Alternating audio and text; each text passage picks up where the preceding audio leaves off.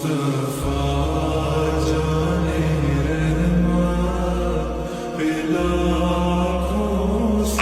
صلی اللہ علیہ وآلہ وسلم پر وحی کا ابتدائی دور اچھے سچے پاکیزہ خوابوں سے شروع ہوا۔ آپ خواب میں جو کچھ دیکھتے وہ صبح کی روشنی کی طرح صحیح اور سچا ثابت ہوتا۔ پھر من جانب قدرت آپ تنہائی پسند ہو گئے اور آپ نے غار حرا میں خلوت نشینی اختیار فرمائی اور کئی دن اور رات وہاں مسلسل عبادت اور یاد الہی و ذکر میں مشغول رہنے لگے۔ جب تک گھر آنے کو دل نہ چاہتا توشہ ہمراہ لیے ہوئے وہاں رہتے۔ توشہ ختم ہونے پر ہی اہلیہ محترمہ حضرت خدیجہ رضی اللہ تعالی عنہا کے پاس تشریف لاتے اور کچھ توشہ ہمراہ لے کر پھر وہاں جا کر خلوت گزین ہو جاتے۔ یہی طریقہ جاری رہا یہاں تک کہ آپ پر حق منکشف ہو گیا اور آپ غار حرا ہی میں قیام پذیر تھے کہ اچانک حضرت جبرائیل علیہ السلام آپ کے پاس حاضر ہوئے اور کہنے لگے کہ اے محمد پڑھو۔ آپ فرماتے ہیں کہ میں نے کہا کہ میں پڑھنا نہیں جانتا۔ آپ صلی اللہ علیہ وسلم فرماتے ہیں کہ فرشتے نے مجھے پکڑ کر اتنے زور سے بھینچا کہ میری طاقت جواب دے گئی۔ پھر مجھے چھوڑ کر کہا پڑھو۔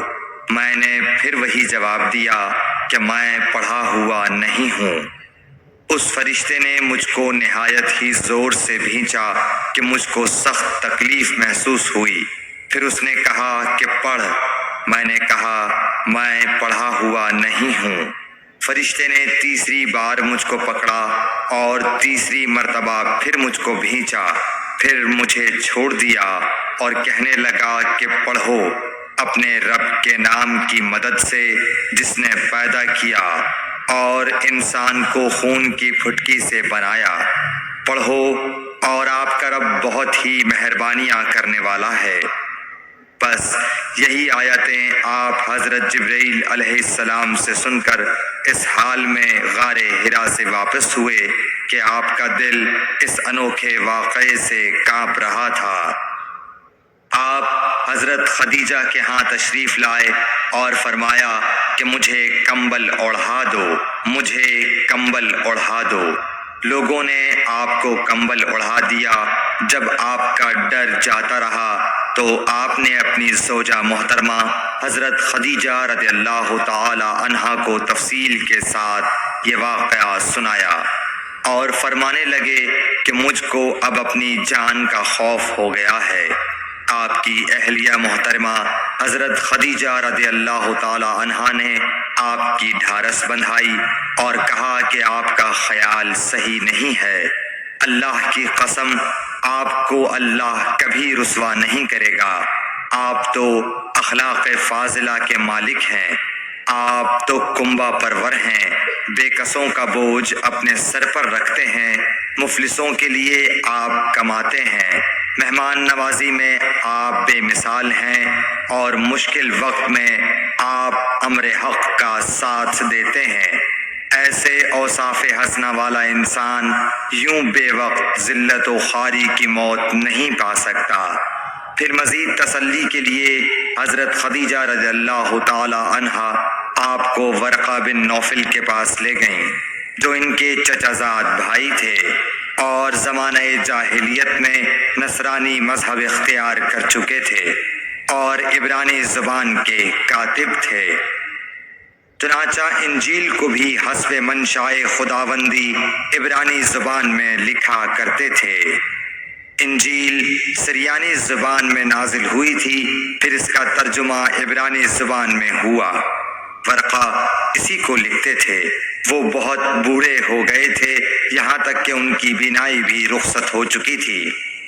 حضرت خدیجہ رضی اللہ تعالی عنہا نے ان کے سامنے آپ کے حالات بیان کیے اور کہا کہ اے چچا زاد بھائی، اپنے بھتیجے محمد صلی اللہ علیہ وسلم کی زبانی ذرا ان کی کیفیت سن لیجئے۔ وہ بولے کہ بھتیجے آپ نے جو کچھ دیکھا ہے اس کی تفصیل سناؤ۔